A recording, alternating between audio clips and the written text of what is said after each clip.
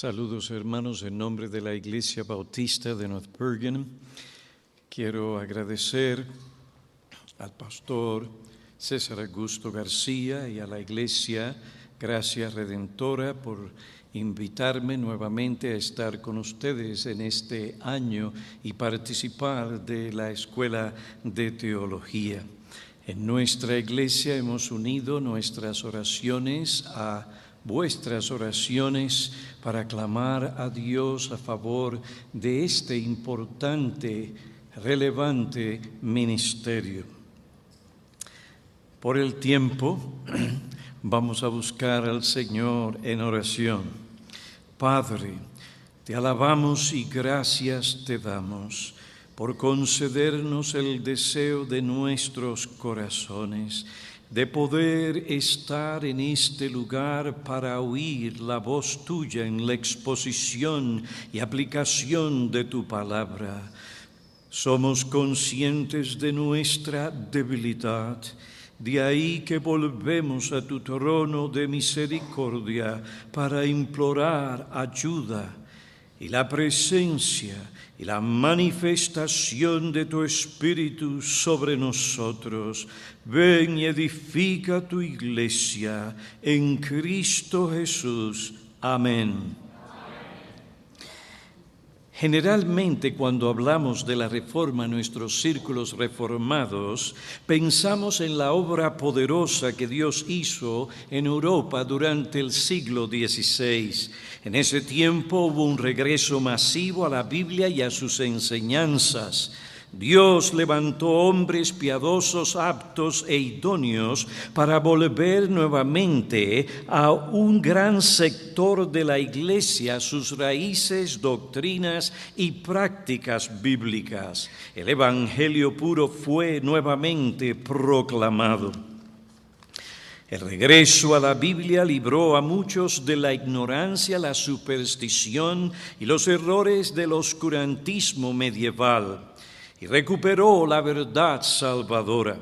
La Reforma reafirmó y subrayó la autoridad y la suficiencia de la Biblia, la centralidad de Dios en todo aspecto de la vida, el principio regulador de la adoración, la gloria de la soberanía absoluta de Dios, la primacía de su gracia en la salvación de los pecadores mediante la persona y obra redentora del Señor Jesucristo.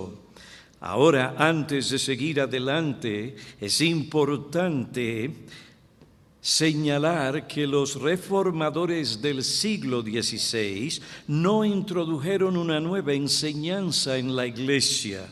Ellos mismos reconocieron la deuda que tenían con los pre-reformadores,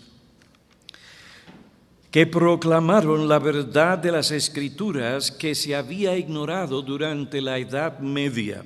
Muchos de los pre-reformadores pagaron con sus sacrificios, sus luchas y sus vidas por esa verdad, pero su obra animó y dio vida a la gran obra de los reformadores. Por otra parte, nosotros que nos hemos beneficiado del vasto legado de los reformadores, tenemos que reconocer la gran deuda de amor y agradecimiento que debemos a estos heraldos de la verdad bíblica que Dios usó para reformar la Iglesia en sus días. Su piedad, sacrificios, esfuerzos y labor son dignos de nuestra imitación. Por otra parte, es necesario recordar y subrayar que la obra de reforma no es solo para los reformadores del siglo XVI y sus hijos los puritanos. Es también la obra que la Iglesia tiene que hacer hasta que Cristo vuelva. El evangelio diluido que se proclama en muchos círculos evangélicos, el enfriamiento y estado decadente de la Iglesia, el aumento de la mundanalidad en una forma abierta y descarada en el seno de la Iglesia, el descuido de la piedad experiencial y la complacencia entre muchos de los que profesan ser cristianos evangélicos o reformados nos muestra que la Iglesia hoy necesita una reforma bíblica. Cuando vemos a algunos líderes evangélicos atacar la inspiración, autoridad y suficiencia de la Biblia, y cómo muchos cristianos niegan esta verdad por su manera de vivir, cuando vemos cómo el pragmatismo, los valores terapéuticos, la novedad, el entretenimiento y el mundo del espectáculo ejercen más influencia sobre muchas iglesias que la palabra de Dios, y que muchos creyentes prefieren la emoción que ofrece la cultura pagana y secular en vez de valorar los privilegios de los herederos del reino de Dios, no cabe duda de que la Iglesia hoy necesita urgentemente una reforma bíblica. Si la Iglesia ha de glorificar a Dios en esta generación,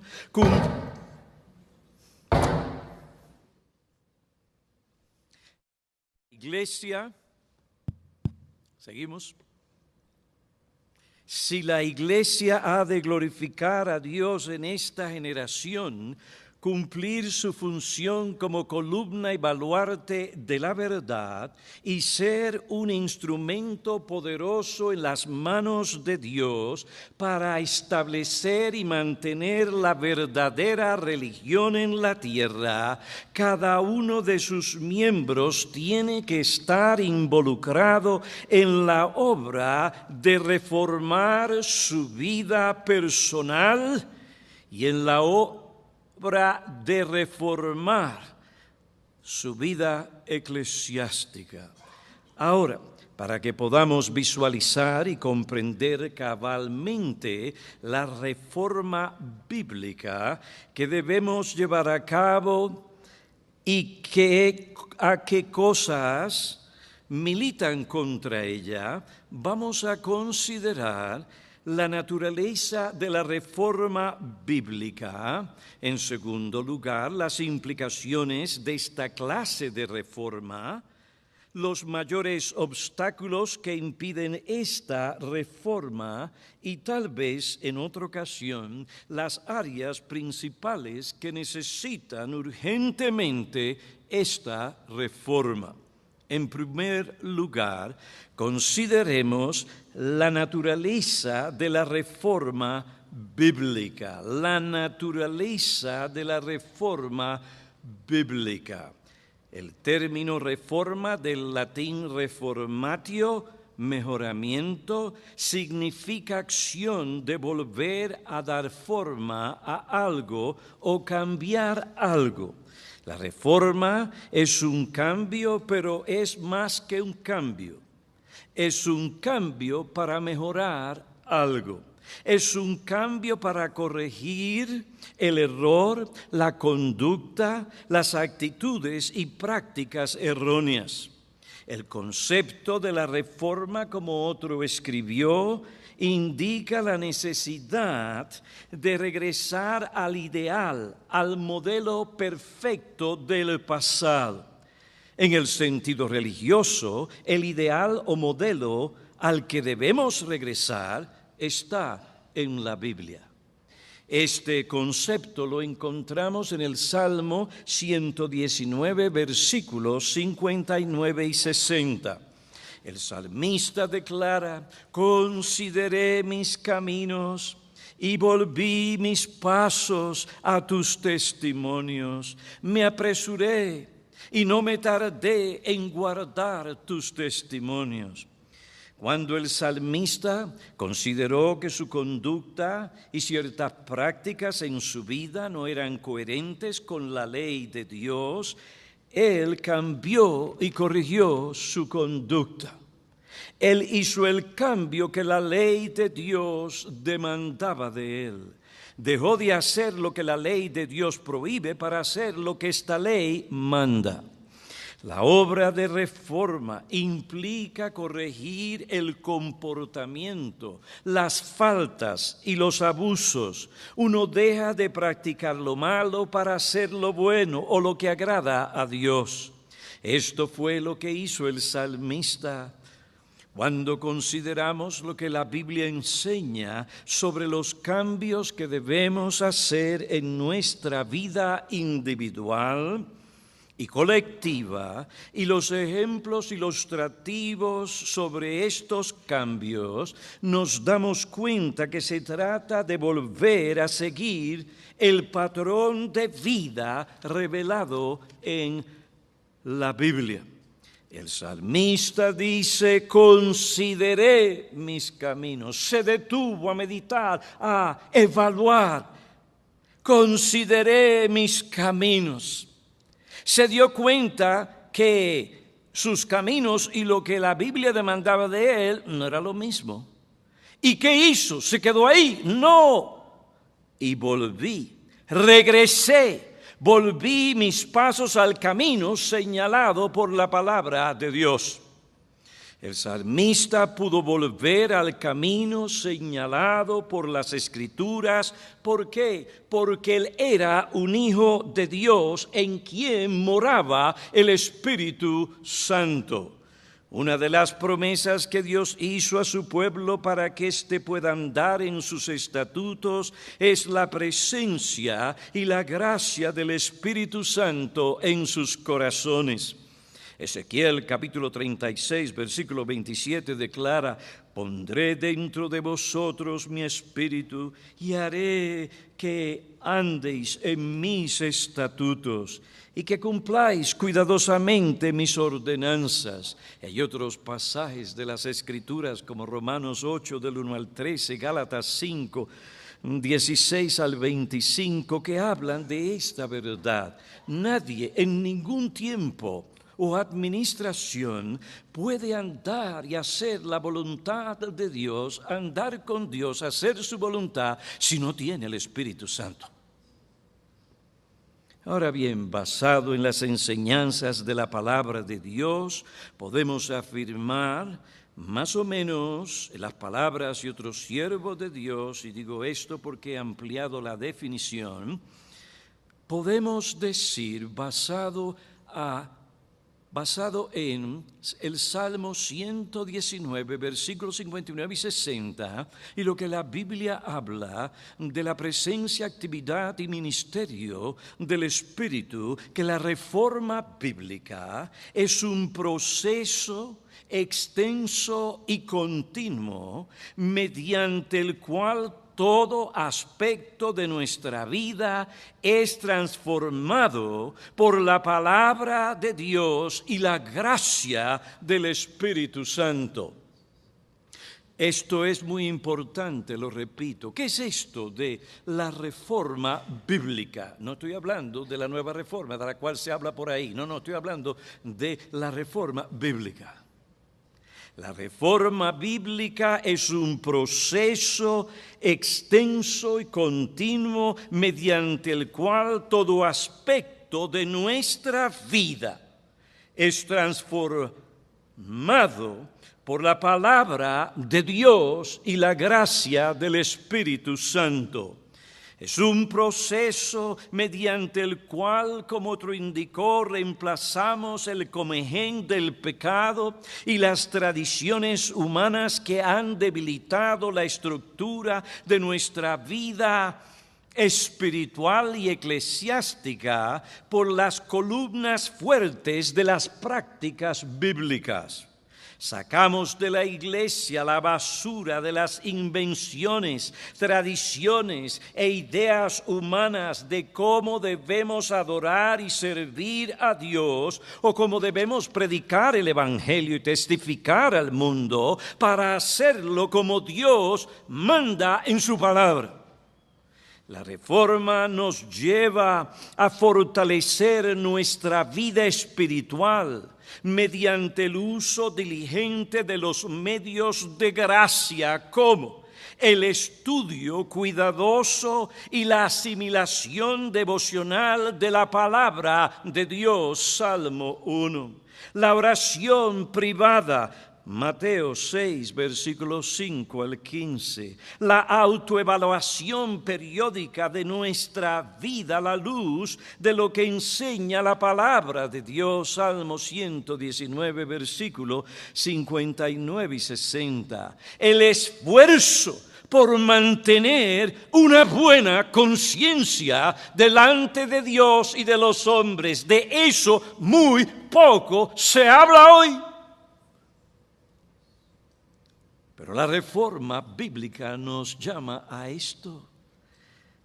La restauración del culto familiar, Génesis 35, 1 a 7. La asistencia fiel a los cultos de la iglesia, Hebreos 10, 23 al 25.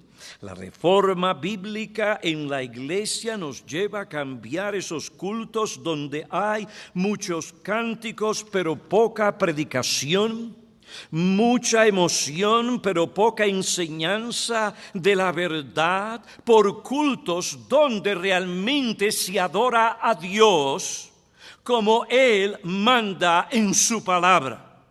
La reforma bíblica es un proceso extenso, abarca muchas cosas. No solo tiene que ver con nuestros pensamientos, intelecto, la doctrina, sino con nuestro comportamiento delante de Dios, delante de nuestras familias, delante de la iglesia y delante del mundo. La reforma bíblica nos llama no solo a fortalecer nuestra vida espiritual, porque si no tenemos tal cosa, si no estamos fortalecidos en el hombre interior, no vamos a poder hacer la voluntad de Dios. La reforma bíblica nos llama no solo a fortalecer nuestra vida espiritual, sino también a reemplazar lo malo con lo bueno, a sacar lo que hace daño, lo que no sirve, para hacer todo lo que agrada a Dios, todo lo que procura el bienestar de su pueblo, y así todo aquello que extiende su reino. La reforma nos llama a cultivar el amor que se describe en la primera epístola a los Corintios, capítulo 13, versículos 1 al 13. Ese pasaje no fue dado para cuando dos personas se van a casar, lo lean. No, eso fue dado a la iglesia que no estaba mostrando amor. Pablo le dice, he aquí el ejemplo a seguir, oh Corintios. Este amor desplaza el egoísmo, la amargura, el enojo, la envidia, la arrogancia, el pensar y hablar mal los unos de los otros. La reforma nos llama a sacar el pecado y todo lo que debilita la devoción a Cristo y el celo por su reino. Nos llama a vivir una vida llena del Espíritu Santo, vida que manifiesta el fruto del Espíritu: amor, gozo, paz, paciencia, benignidad, bondad, fidelidad, mansedumbre y dominio propio. La reforma nos llama a combatir el formalismo.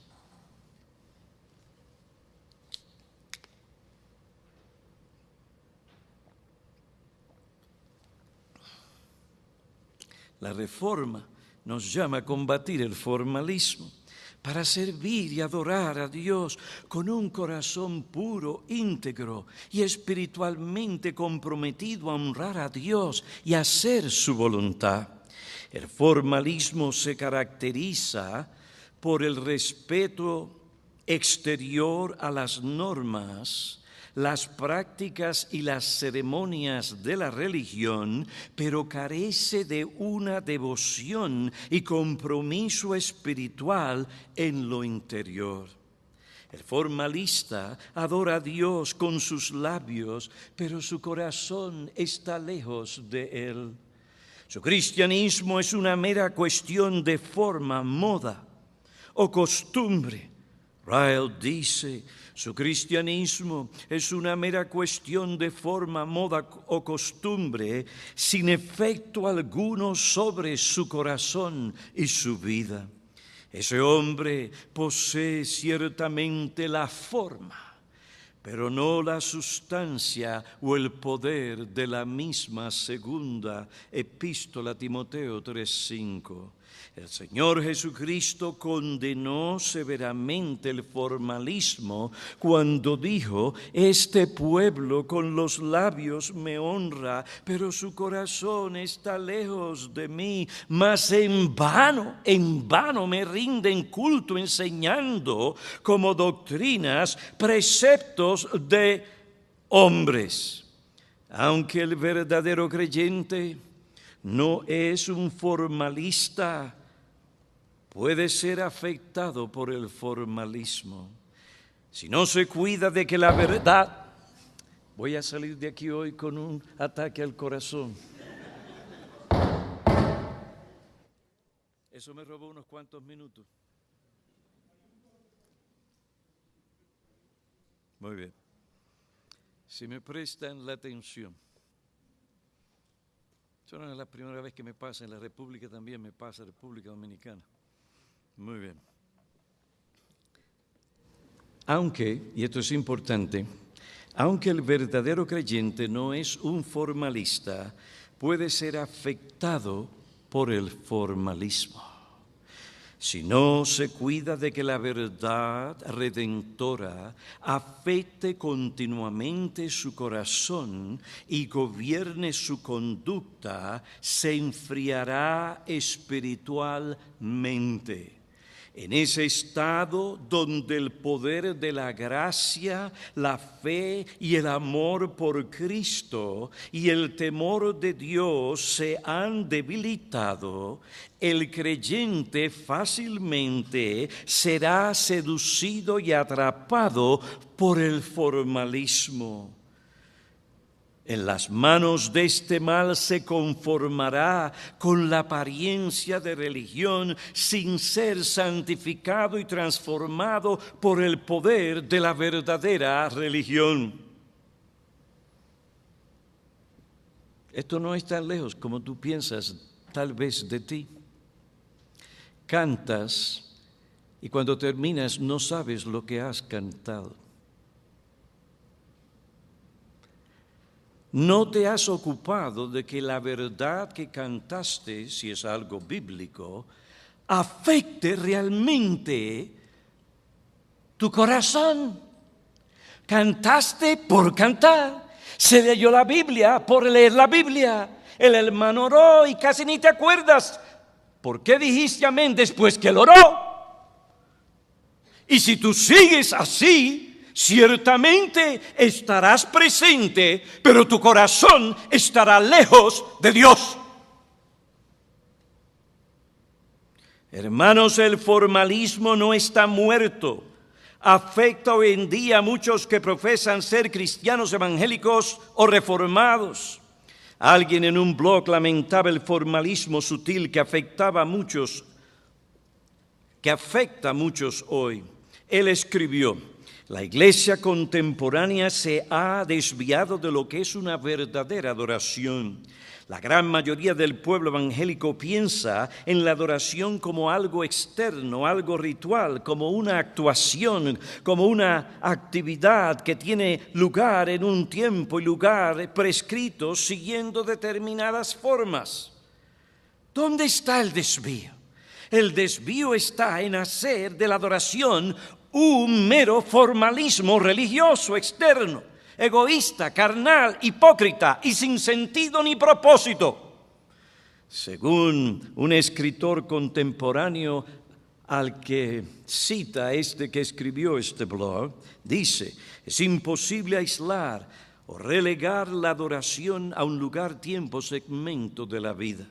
Agradecer y alabar a Dios verbalmente en tanto que se vive una vida egoísta y carnal es una perversión.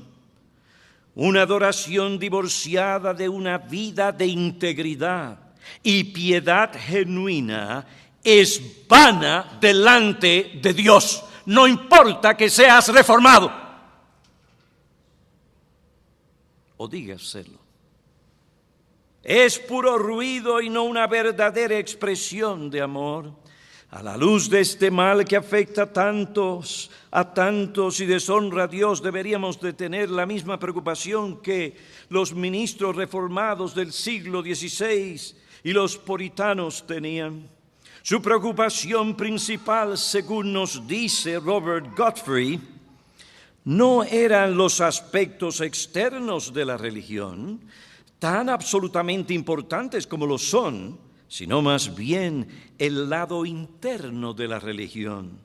Todos ellos creían que una vez que los aspectos externos de la religión habían sido cuidadosamente y fielmente reformados de acuerdo a la palabra de Dios, la gran necesidad era que los ministros condujeran a la gente a la verdadera religión del corazón. Nosotros los ministros tenemos que asegurarnos que no es un asunto de déjate aquello para tomar algo nuevo, algo exterior. No. Tenemos que preocuparnos que aquellos que reciban la verdad bíblica, esta verdad afectando su mente, su corazón y su actitud y su comportamiento.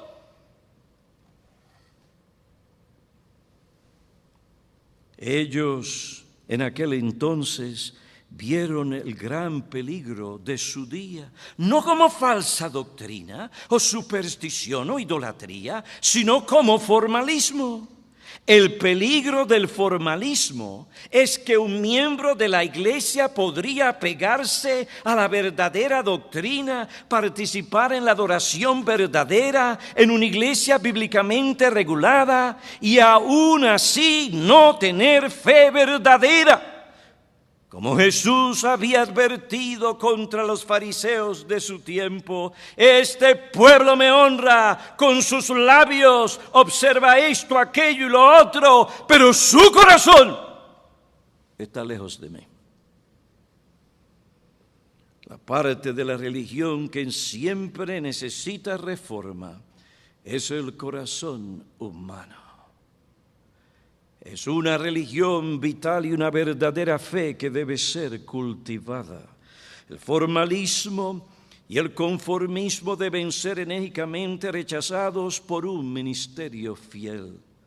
Ya que tenemos una iglesia reformada, en lo externo, de la doctrina, adoración y el gobierno, estemos siempre trabajando para asegurar que nuestros corazones y vidas estén siendo reformados por la palabra de Dios y el Espíritu del Señor. La reforma bíblica es un proceso externo. La reforma bíblica, en segundo lugar, es un proceso continuo. Es un proceso continuo.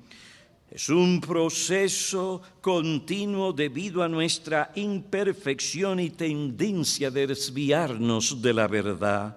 Por esta razón, el gran teólogo Voss dijo, el proceso de la reforma debe continuar hasta el fin del mundo. En ningún momento la iglesia puede detenerse y decir, lo he alcanzado, hasta aquí llegué, no voy más allá. No. Solo cuando la iglesia triunfante esté en el cielo es que podrá decir tal cosa. Mientras tanto, siempre debemos olvidar lo que queda atrás y extendernos hacia lo que está delante. Siempre debemos esforzarnos por alcanzar aquello por lo cual fuimos alcanzados por Cristo Jesús. Filipenses 3, versículo 12 al 15. Cuando la iglesia realmente se ha atrevido a mirarse en el espejo de la palabra de Dios con mucha atención, ha seguido adelante con una nueva vida y vigor. Por otra parte, cuando la iglesia ha sido renuente a mirarse a sí misma atentamente en el espejo de la palabra de Dios, ha sido más bien débil. Se ha estancado, Se ha convertido en una entidad ineficaz y sin influencia. Estas cosas nos llaman a hacer continuamente una evaluación objetiva de nuestra vida. Comienza contigo, no con el que está sentado al lado tuyo, con las personas que tú conoces en la iglesia. No, tiene que empezar contigo. En el caso mío, tiene que comenzar conmigo. La Reforma nos llama a hacer continuamente una evaluación objetiva de nuestra vida y un examen riguroso y sincero de nuestra condición espiritual y de la condición real de la Iglesia a la luz de lo que enseña y requiere la norma infalible para hacer los cambios que la Biblia demanda de nosotros y de la Iglesia. Por otra parte, cuando decimos que la reforma es un proceso continuo, esto no significa que la Iglesia en cada generación debe cambiar la doctrina de la Biblia o reinterpretarla. La verdad y doctrina de la Biblia nunca cambian. Para siempre está firme tu palabra en los cielos. El mensaje de la Biblia no cambia y nunca debe ser cambiado para que se conforme a la cultura o a nuestra generación. Es verdad que la Iglesia tiene que cerciorarse de que lo que cree y enseña es lo que la Biblia dice. Es verdad que la Iglesia debe asegurarse de que sus credos y confesiones expresan lo que enseña la Biblia. Pero esto no significa que cada generación tiene que reinterpretar las doctrinas de la Biblia como lo hizo el neortodoxo Barth o lo hace el llamado movimiento de la Iglesia emergente. Según este movimiento, como otro señaló, la Iglesia debe participar en una formulación fundamental y generalmente continua de su doctrina y de hecho de su comprensión de lo que es la doctrina y cómo funciona. Por lo tanto, según ellos, la Iglesia debe reconsiderar las doctrinas de la justificación, inerrancia, el concepto que solo se necesita la Escritura en el contexto de una mentalidad postmoderna. Es decir, la Iglesia debe volver a considerar estas y otras doctrinas desde nuevos puntos de vista. ¿Para qué? Para modificarlas en parte o completamente. Según ellos, esto es necesario, ya que vivimos en un mundo donde la idea de la verdad como algo fijo y estable no es popular. Incluso muchos consideran tal idea de la verdad como algo peligroso y opresivo. En vez de eso, hoy las personas prefieren un mundo donde la verdad está siempre en flujo, donde la verdad es negociable, donde se podría decir en última instancia, no hace demandas absolutas a nadie. Por esta razón, este nuevo movimiento insiste en que la Iglesia siempre debe revisar, modificar o cambiar su doctrina. Esta es la manera en que la Iglesia emergente interpreta la frase Ecclesia reformata semper reformanda. La Iglesia reformada siempre reformándose. Los progresistas han tergiversado este dicho o este lema para demandar que nuestra teología, iglesias y confesiones cambien continuamente para que se adapten a nuestra cultura siempre cambiante. Pero la frase semper reformanda, siempre reformándose, no significa que la Iglesia siempre debe estar cambiando, modificando su doctrina o lo que predica. Tales cambios doctrinales y de carácter eclesiástico respecto al orden de la Iglesia implican que la reforma no se puede lograr en esta vida. Si así fuera, nunca podríamos regresar al patrón y doctrinas fijos, inmutables, invariables de la Biblia. Cuando Calvino y otros reformadores del siglo XVI y XVII hablaban de la necesidad de reformar la Iglesia, ellos no estaban diciendo que las doctrinas bíblicas que habían recuperado debían ser cambiadas, alteradas, modificadas o reinterpretadas para que se ajusten a los cambios culturales o generacionales. Cuando los reformadores hablaban de la necesidad de reformar la Iglesia, su inquietud tenía que ver con la tendencia de la Iglesia a apartarse de la verdad que ya se ha recuperado debido a su estado actual de imperfección. Debido al pecado y sus efectos, la Iglesia tiende a corromperse y a desviarse de la verdad.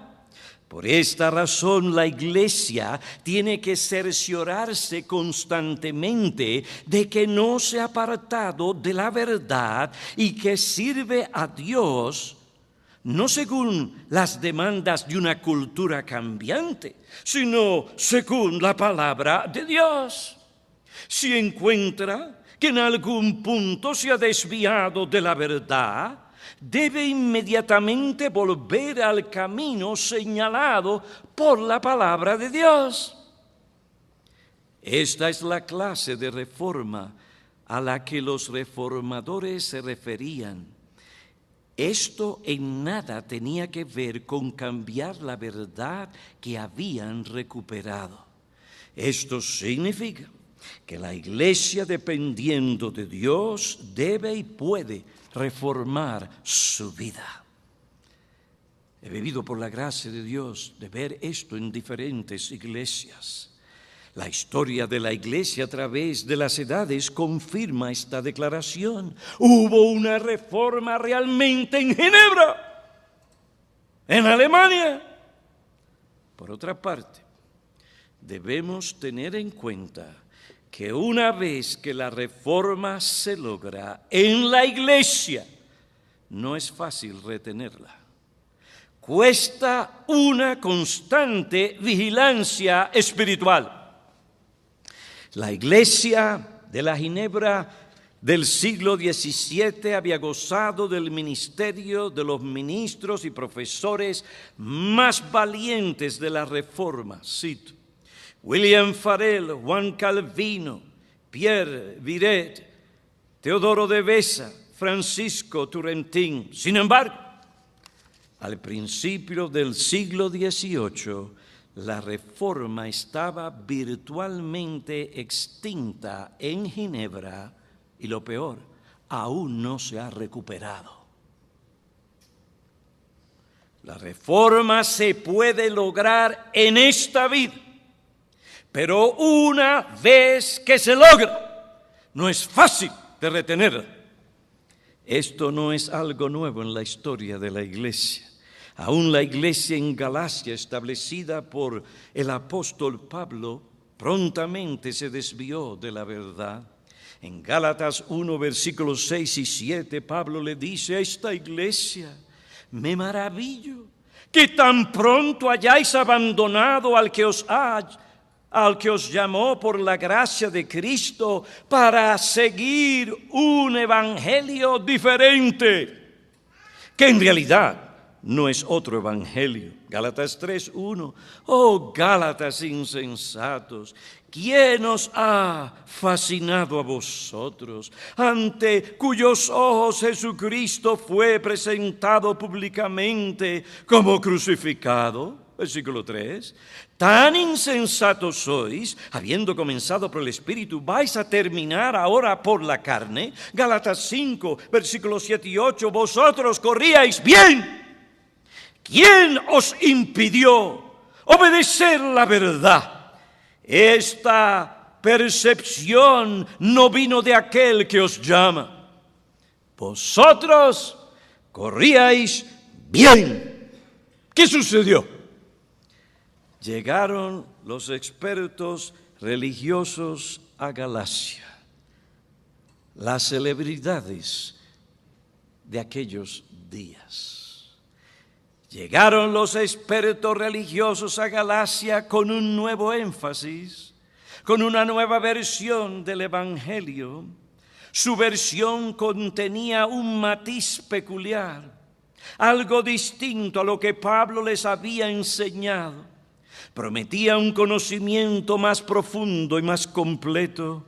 Era, según ellos, el camino perfecto. Su método para aumentar el grupo de sus seguidores requería simplemente el cuchillo de la circuncisión. Filipenses 3, 2 y 3. La presencia e influencia de estos hombres creó temor nada menos que ¿en quién? En Pedro. Este temor lo llevó a apartarse de los gentiles que se habían convertido en la iglesia de Galacia. ¿Quién podría esperar tal conducta de un apóstol? Su conducta negaba una doctrina fundamental del Evangelio, la doctrina de la justificación. Pedro no unió los puntos entre su conducta y las implicaciones de la misma. Cuando dejó que la presencia, influencia y presión de las celebridades de sus días le nublaran el entendimiento y le intimidaran, se apartó de la doctrina del Evangelio. Tal vez pensó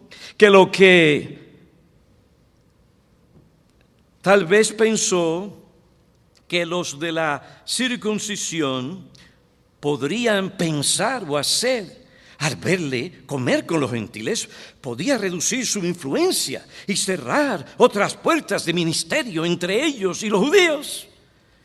Cuando Pablo vio las implicaciones de la conducta de Pedro, su mala influencia sobre otros y cómo su conducta negaba el Evangelio, él inmediata y públicamente reprendió a Pedro. Observe, no fue lo que Pedro enseñaba lo que negaba el Evangelio, sino su conducta, su asociación con lo que no debía de asociarse, dejando de asociarse con lo que sí tenía que asociarse. A veces negamos o socavamos la verdad no por lo que decimos, sino por lo que hacemos. Ven, hermanos, buenos hombres, a veces influidos por las buenas intenciones, la falta de discernimiento, la presión humana, la corrupción remanente, el temor a los hombres o a perder su influencia, se pueden apartar de la verdad y, como Pedro, no darse cuenta.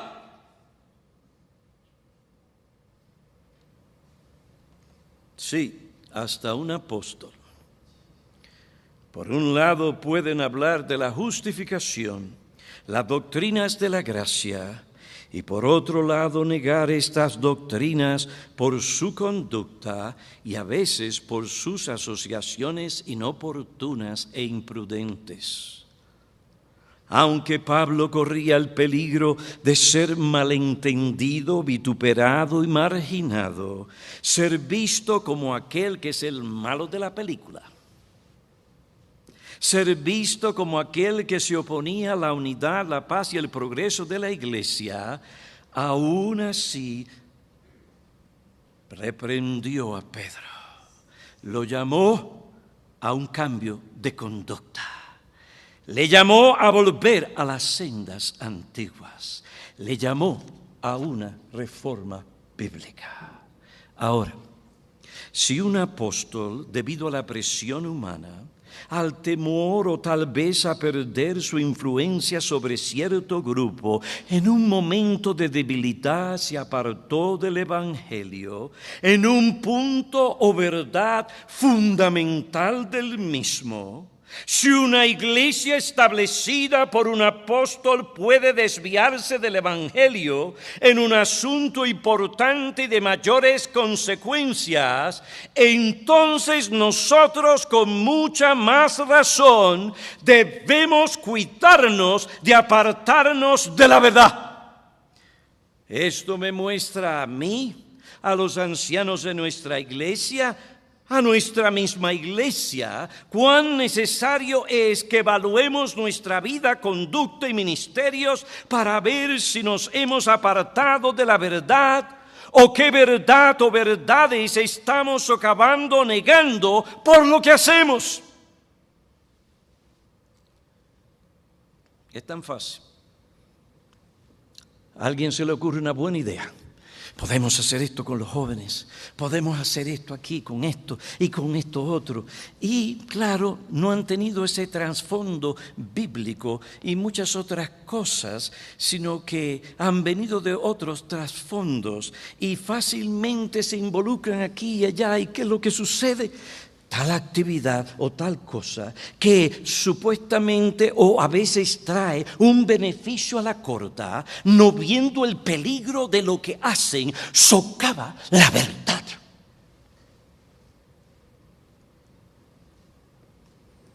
Si encontramos por el estudio y aplicación de la verdad que nos hemos apartado de algún aspecto de la verdad o de cualquier mandamiento, tenemos que volver al camino señalado por la palabra de Dios.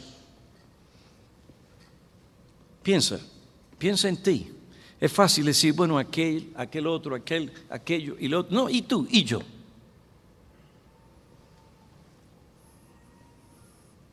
Esta vigilancia, evaluación y cambios cuando la Biblia lo manda es lo que significa la expresión Ecclesia reformata semper reformanda secundum verbum Dei. Iglesia reformada siempre reformándose según la palabra de Dios. Se dice que Jacobo van Lodenstein fue el primero que usó dos de las palabras que aparecen en esta frase. Reformata, reformanda, reformata, reformanda, reformada, reformándose. En ese entonces estas palabras no estaban acompañadas por el término semper. La inquietud de este hombre de Dios y otros como él era que la iglesia no volviera a caer en el error ni en la oscuridad. Querían que la iglesia conservara la pureza de la doctrina, la piedad y la adoración bíblica. A medida que pasó el tiempo, las palabras semper, secundum, verbum fueron añadidas. Lamentablemente, algunos presbiterianos liberales y de la línea principal han usado variaciones de esta frase para expresar su insatisfacción con la teología reformada y bíblica y para indicar que la iglesia debe cambiar su doctrina para estar más al día con nuestra cultura cambiante. Ecclesia reformata semper reformanda secundum verbum Dei. Eso es todo lo que... Yo no sé mucho más latín. Iglesia reformada, siempre reformándose según la palabra de Dios. En su sentido histórico, correcto, bíblico, esta expresión no significa que la iglesia debe reconsiderar su doctrina para cambiarla o modificarla según su situación o los dictados de una cultura siempre cambiante, sino que la iglesia de enseñanza, doctrina reformada o bíblica, por su imperfección y su tendencia a desviarse, debe seguir examinando todo aspecto de su vida y ministerio, a la luz de la verdad inmutable de la Biblia, para asegurarse que no se ha desviado de Dios ni de la verdad bíblica. La Iglesia debe asegurarse que la palabra de Dios sigue cambiando o transformando su corazón y lo lleve siempre a estar sinceramente sujeto a la palabra de Dios. Consideramos la naturaleza de la reforma bíblica. La reforma bíblica es un proceso extenso y continuo mediante el que todo aspecto de nuestra vida es transformado por la palabra de Dios y la gracia del Espíritu Santo. La reforma es un proceso extenso. Abarca muchas más cosas. No es solamente lo que pasa en la iglesia, es también lo que pasa en el hogar. Es también lo que pasa entre la relación tuya con tu mujer y tu mujer contigo. Tiene que ver cómo tú te conduces en tu trabajo, en tu vecindario. La reforma es un proceso extenso, abarca muchas cosas. La reforma es un proceso continuo debido a nuestra imperfección y tendencia a desviarnos de la verdad.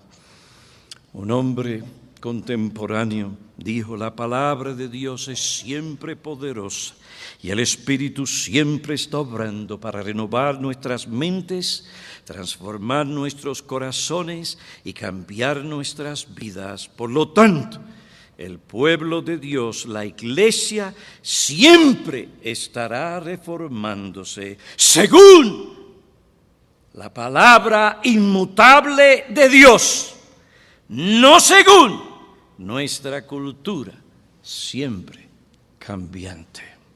Oremos.